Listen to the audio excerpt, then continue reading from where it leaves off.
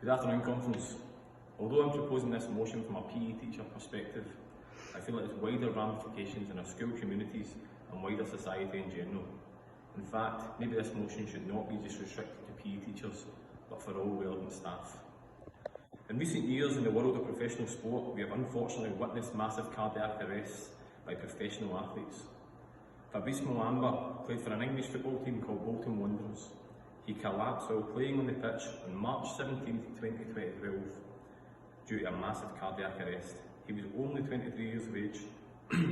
For those that will remember the story, he only survived due to the fact that there was a cardiac specialist doctor in the crowd who saved his life using a defibrillator.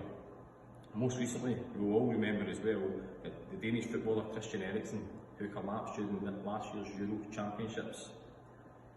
It was horrific scenes that we witnessed on the television. Live on television, he was shot using a defibrillator. But again, the medical staff have said that he only survived due to the fact that he had early access to a defibrillator and specialist training was provided to those who used it. In the UK, there are over 30,000 out-of-hospital cardiac arrests each year, where emergency medical services attempt to resuscitate the victim. However, the survival rate is low. And colleagues, when I say low, it's 1 in 10 people in the UK who survive cardiac arrest, when it takes place outside of a hospital setting. The British Heart Foundation have stated that each of Scotland's 32 local authorities have pledged to ensure that every secondary pupil will now leave school having been trained using life-saving CPR.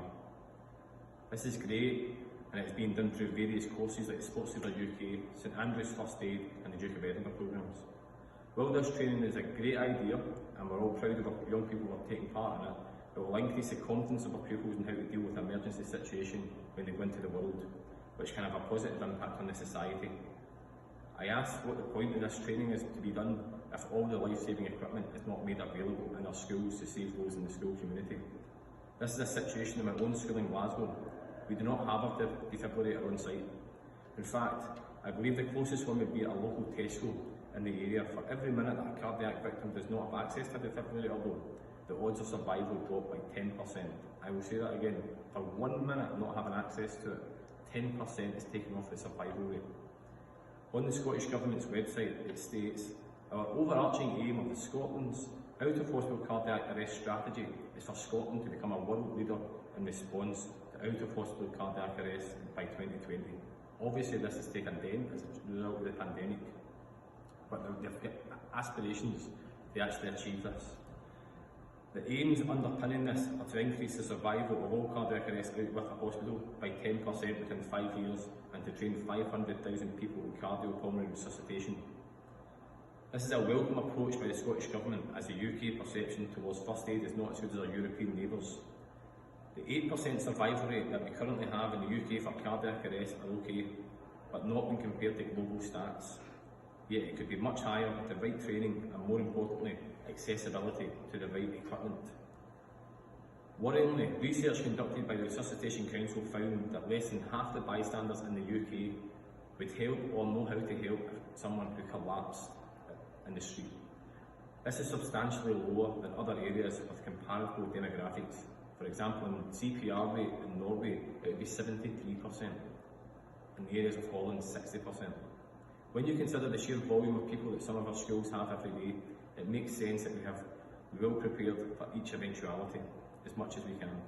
I personally worked in a school where 2 pupils who were sisters sadly passed away within a couple of years of each other as a result of cardiac issues. Albeit this situation didn't happen in the school, but it was always something I was concerned about at the time. I even suggested to my head teacher at the time that I would be willing to organise a fundraising event with the pupils to allow to purchase an automated external defibrillator. To which the response at the time was, "We can certainly do the fundraiser, but we will decide on how the money will be spent, not you." Needless to say, I was angry at this and I never organised anything, and to this day we still do not have a defibrillator in my school. This piece of equipment can and will save lives in each school community if this motion is acted upon and each local authority takes action. Aubrey de Grey, an English author, probably put it best: "There is no difference between saving lives and extending lives, because in both cases we are giving people the chance of more life." That is all I'm looking for, colleagues. Conference, I ask you to support this motion. Thank you.